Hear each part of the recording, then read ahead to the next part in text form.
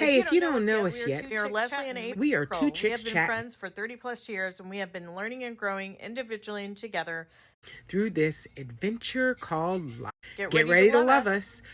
We are two badass chicks sharing our unique perspectives, dropping some knowledge with more than a few F bombs along the way. Join us, relax, and enjoy. Please comment, share, subscribe, and follow. Even that kind of pisses me off.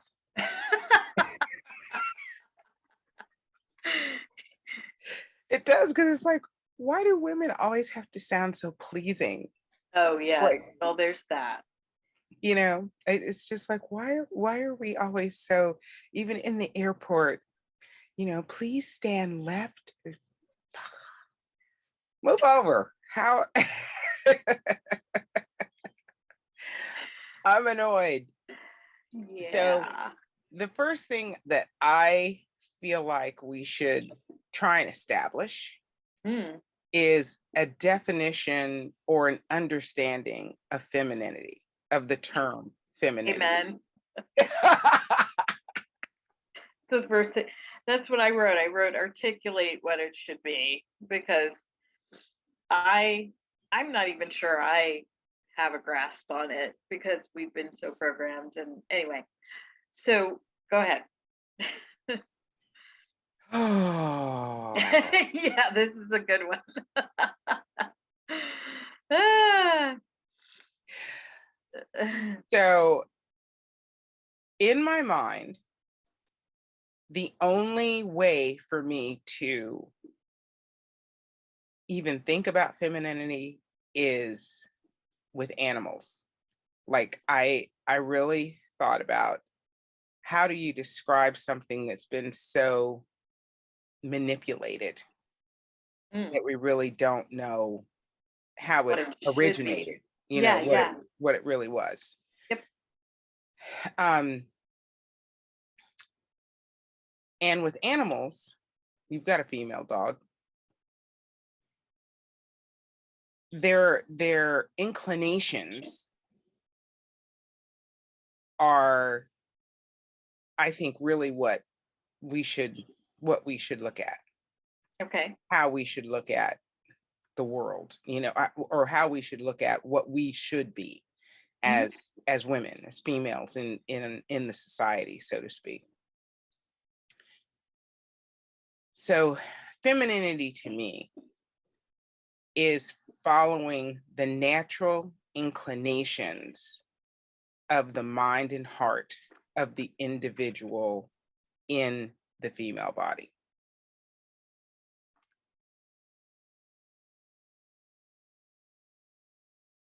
Close to what I was thinking. Okay, what were you think? Tell me. Yeah, because I think females are more intuitive. So I think that our intuition should be celebrated. And in that, natural inclinations is kind of what I feel is intuitive, right? What Right. you just said. And really going, it would have to be a paradigm shift to get anyone, everyone, I should say, to get in line to start thinking that way, to show that women's gut reactions, their feelings, because they are connected with their heart and mind more so than the men, they should be listened to on that level so that we are balanced. That's really it. Because the men are good at, driving, and so are women, but they're really good at, you know, some of them kind of being very focused and um, going and getting that thing and bringing it back, right? So they're good at that in some cases. I think women more strategic, they understand the bigger picture, they're thinking of everyone involved, they're trying to come up with a balanced answer in some cases also, because not all women act like that either.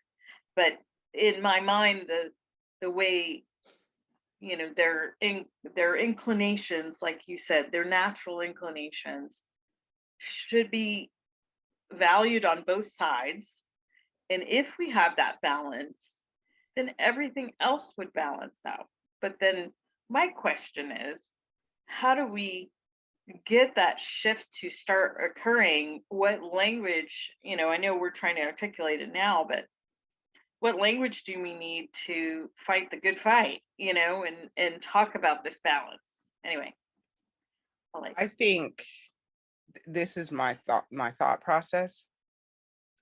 Men build situations, Mm-hmm. women build communities. Hmm. Yes, that's basically what I was trying to say, but not so eloquently. Well, either way, we're getting there. That's the goal. Yeah, for sure. But when you build a community that then needs to be, or you build a community and then someone else wants to come in and take it over Hmm. without understanding what it is. You have a model in your mind that you think is best case scenario. You come into a community and say, this community should follow me. But you've not understood anything about that community. All you understand is your version of what should be good, bad, or indifferent. And you want those people to then become part of your tribe, which is the situation that's occurred over and over and over and over and over through time. The question I have is, I know that women fall into these situations because strength is what it is. Physical strength is what it is. Mm-hmm. You can only fight back, so much, so long. But I wonder, why do men not look at women's community building skill set as an opportunity instead of something that needs to be conquered? Mm-hmm. Why not say, if I partner with these women, the community I could build could literally be bigger than anything I could conquer? Right. I think they think that personally, and like, you know, when I think about a husband and wife or a matriarch or whatever, I think that men find value there because they know that the women are the ones building the family community, so to That's because speak. it's about them. Hmm. Yeah, no, but I don't think they think of it in a business sense at all. I don't know that they think of it that way. And I think really, and I was saying that I think they value it in the family space, but, or at least I've seen that personally, but I don't think they value it in the workspace. And I think part of that is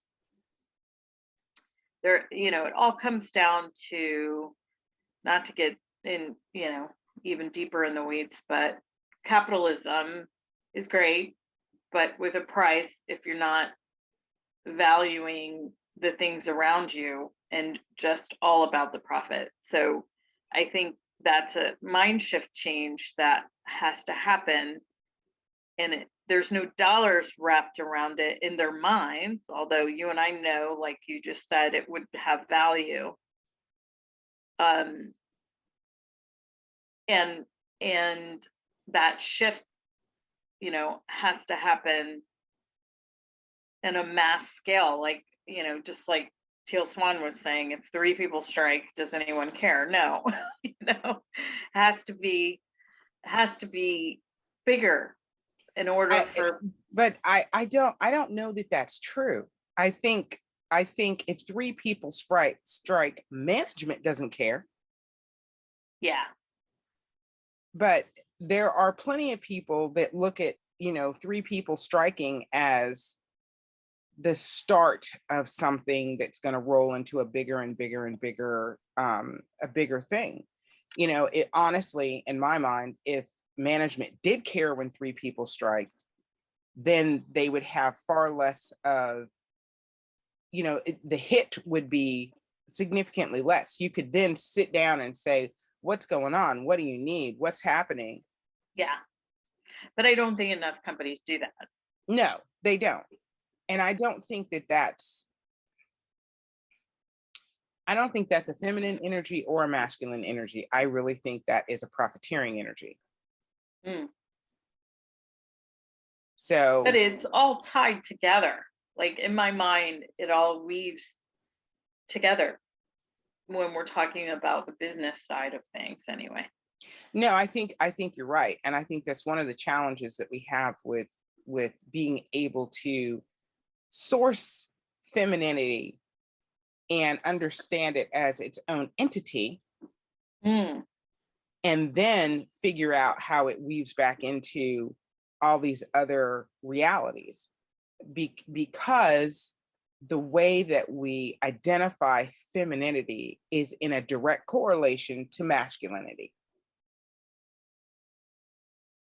And I think that in itself is negative. Yeah. You know, you don't get a proper definition. If red is only red because blue is blue. Yeah, no, I got you. Needs to stand on its own. Yeah, and can it in Yeah. our Well, that's the society? thing. That's the thing. It's like, is if there if there's no dark and you put a light in the, you know, in a lit up room, can you see it? No. So there has to be those opposites in order for you to see it. I wonder if that, you know, we're all about opposites in this reality, I feel, you know, Mhm. polar opposites, and bringing those together in a balance. I think that's what we're trying to do with some of what's going on right now. But Yeah. uh, you know, to me, the femininity is because it's not valued as being part of the business sector in particular. You know, what I think is really interesting is right now in the marketing, you know, world, which I'm in, all the big buzzword is about empathy, being empathetic, and Thank you, it's all Simon over the Sinek. place. Thank Yeah. you, Gary V. Yes. So it's interesting to me that it's, you know, not just marketing a product and a customer journey, but now it's, you know, oh my gosh, we have to think about how they feel about things and actually curtail or customize what we're doing around that to gain customer trust. It gains trust. And then that builds relationships, which builds communities, and then now you're locked into loyalty, right? So I think I really think that empathy in a bigger way, and it's a problem for companies because they don't want to track it. They don't want to, some of them don't know how, but they don't want to get into the weeds with, you know, I just lost my mother, so I don't want to receive a Mother's Day promotion, right? So how do they stop that from happening? Because they've put me in a bucket as a certain age woman who has a mom who, you know, isn't But the is reality is, you want everything to be some level of a manipulation in order to sell somebody something. yes. What if loyalty was really loyalty? What if I buy your stuff because I love your stuff, Mm,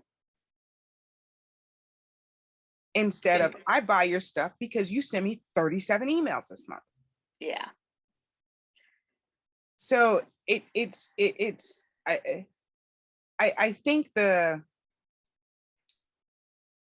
think coming back to the core of what really is a bigger value proposition than figuring out how to manipulate everybody into a particular thought process or Yeah, thought no, model. and I'm not talking about manipulation. I'm talking about the companies that really want to be empathetic.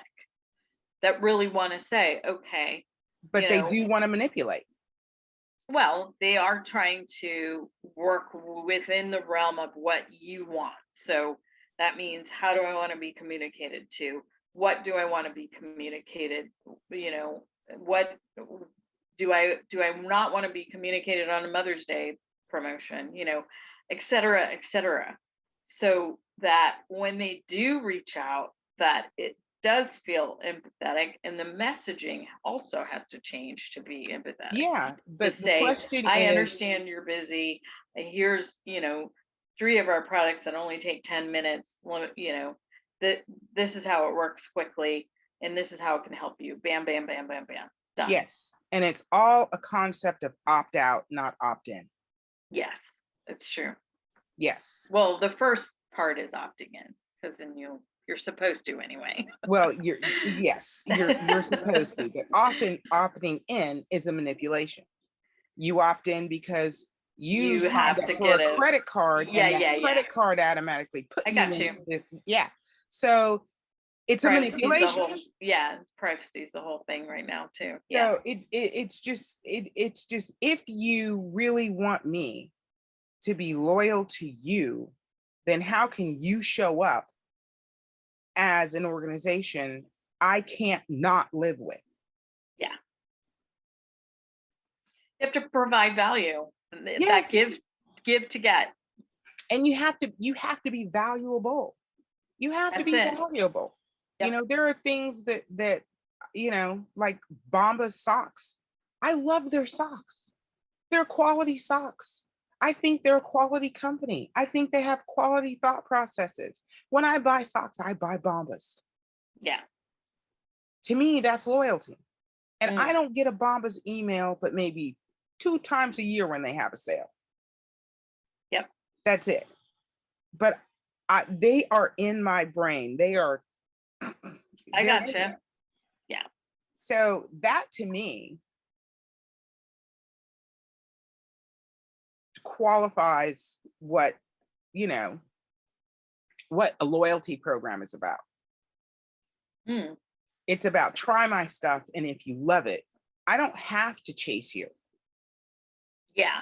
No, but they have to do branding to get that, you know, mind seed in your brain. And it's obvious it can be done.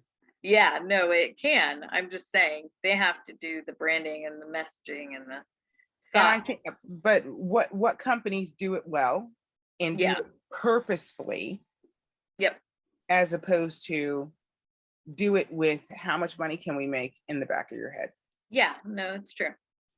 Because And a lot how of them are working off of FOMO and YOLO and all those acronyms of, those aren't real things. no, I know, but I'm saying that they're all working off fear and, you know, fear of missing out, and fear of not doing something that you want to do before your life's over. You know, it's all based on fear. So, But um, who are you talking to? Who are you hmm? talking to? You're talking about yourself. You're not talking to me. You're not talking about me. No, I'm Empathy. talking about branding. No, That no, no. branding. I That understand. And yeah, yeah, but yeah, what I'm yeah. saying is that type of branding Mm-hmm. is talking about you to me by trying to tell me Oh, that you're yes. telling me something valuable to me. Yeah, they try to build their own exclusivity, whatever you want to call it. Yeah, it's You know, horseshit. yeah, for sure. Okay. For sure. For sure. But back to femininity. Yes. It's complicated, I think, given all that we've just talked about. Right? Well, if we if we extract out all of the supplementary ingredients, all the stuff floating around in the air, and you extract it out, the one thing that I know for sure is femininity isn't one thing. it is not about being secondary, Hmm. which is what I think a lot of people think, from the biblical standpoint of God created Adam and then God created Eve. So, Eve was supposed to serve Adam. Yeah. And I'm like, okay, that's one way to think about it. But what if the other side was, I can't put everything humanity needs to be in a single being. So if there is yin and yang, there Yeah. is day and night. What is dusk? Hmm. The combination. Yes. And it is one of the most beautiful times of the day. Yes. And that balance is what we're talking about. Say it again for the people in the back. That balance is because here's what I think. I think that we have masculine and feminine in us, and so do men. And they have it both in them, and we have it both in us. Just one, and it could be I'm a female with more masculine energy. It could be I'm a male with more feminine energy. I think they're both in us. And I think it's our job as individuals to try to balance it out. And then we can balance it out with each other. But the masculine is about action, moving forward. And I feel like the feminine is about receiving. And if we're talking in a spiritual sense, and not it's interesting to me that the motion you were making with your hands was the infinity sign. Yeah. As you were talking. Yes. Like, yes. It's supposed to be an infinite flow of, sometimes I need to be more masculine and sometimes I need to be more feminine. And same thing with men. There are times when they need to be very masculine and when they need to be very feminine. So, well, the things that I find interesting is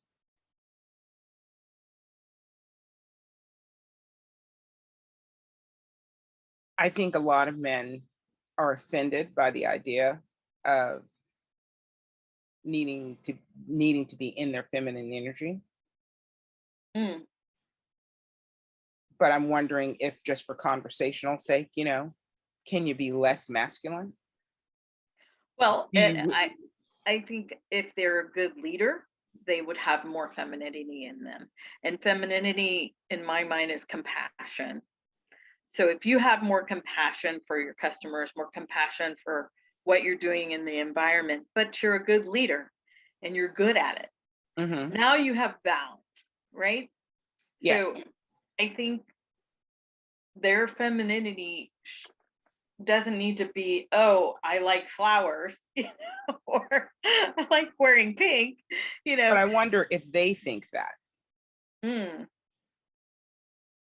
If they think that feminine energy would make them weak. homosexual, Right. weak, Yes. yeah, All those things. Yes. undervalued, all that stuff, Yes. Less of a leader because less of a man. less of a man. And it actually makes them more of a man. If they had integrated, balanced feminine energy in them, now they have the whole package, the whole balance where they're making decisions from a balanced place instead of one, singular line, linear way of thinking. Exactly. Yeah. Do you think compassion and empathy are sisters? Yeah, of course. Okay, then there's no way in my mind that a company could build a loyalty program without a female energy at the head.